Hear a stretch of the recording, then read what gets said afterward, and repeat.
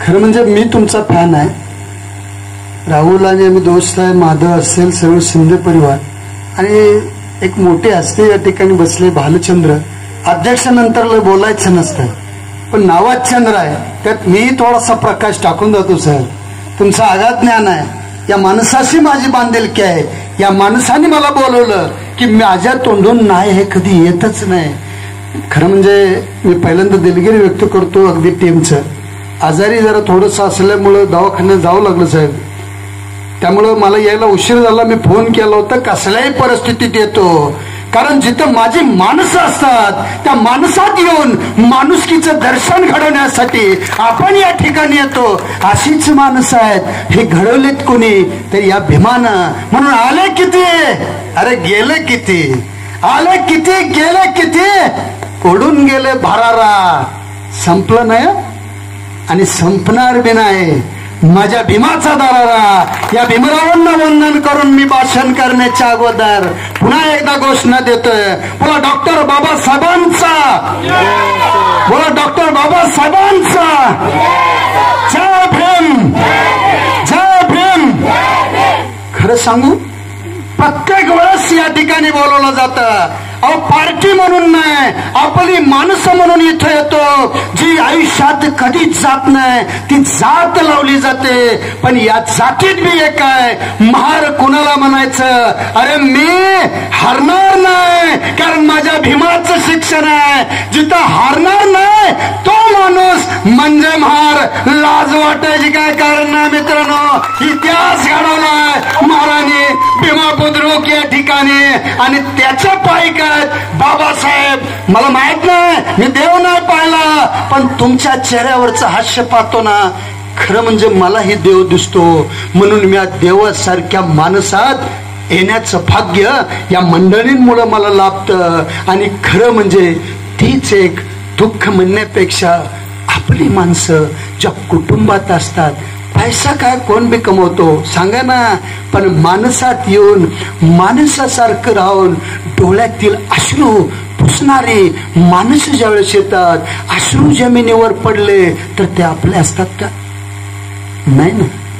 जमिनीवर अश्रू पडण्याच्या अगोदर त्याचं मोत्यामध्ये रूपांतर करण्याची धमक ज्यांनी लेखणीतून घडवून आणले. 2 वर्ष 11 महिने 17 दिवस अविरत ज्यांनी घटना लिहिली आणि त्या घटनेमुळेच आज प्रत्येक राष्ट्रपती त्या ठिकाणी बसू शकतो.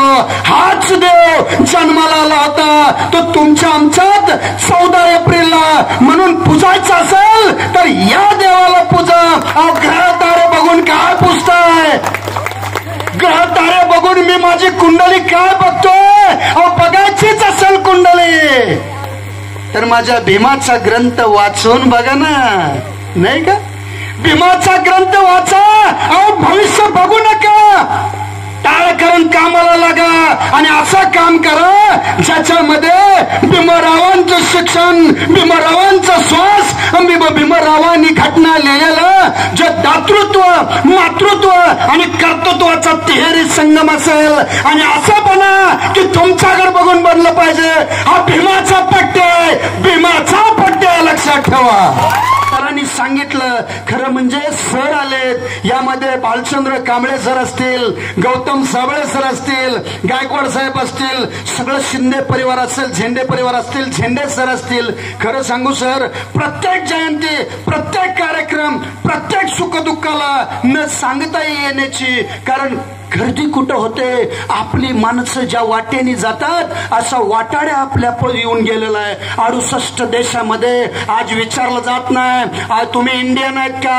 अरे त्यावेळेस त्या माणसाचं चरण स्पर्श केला जातो का? चीन मध्ये गेल्यावर आय एम चायनीज, पण तिथं गेल्यानंतर तुम्ही भारताचा आहे का?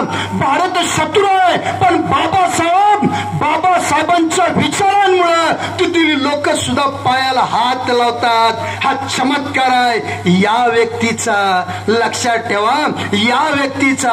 म्हणून किती शोभला असता भीम नोटावर मित्रांनो की किती शोभला असता भीम तुमच्या आमच्या डोक्यामध्ये असता तर. आणि ते शोभण्याचं काम असे व्यक्तिमत्व करतात. म्हणून मी तुम्हाला सांगतो, काय सांगतोय, ग्रह तारे बघून बघू नका, मनगट बघा, मेंदू बघा आणि असं कार्य करा, असं कार्य करा. आपल्या मुलाला बाबासाहेब वाचण्यासाठी द्या. मगच शिकलं तर टिकलं आणि टिकलं तर आपण उभा राहिलो. लक्षात ठेवा, हेच दिलं. म्हणून चौदार तळ्याचा सत्याग्रह वाचून नाही होणार.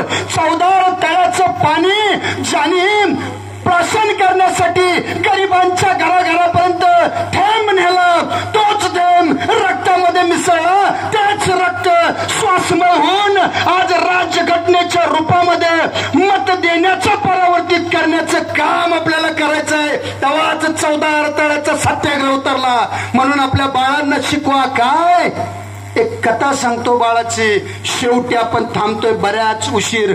बोलतात तर भरपूर येतं. 14 तळ्याघराचं सत्याग्रह बाबासाहेबांनी सांगितला.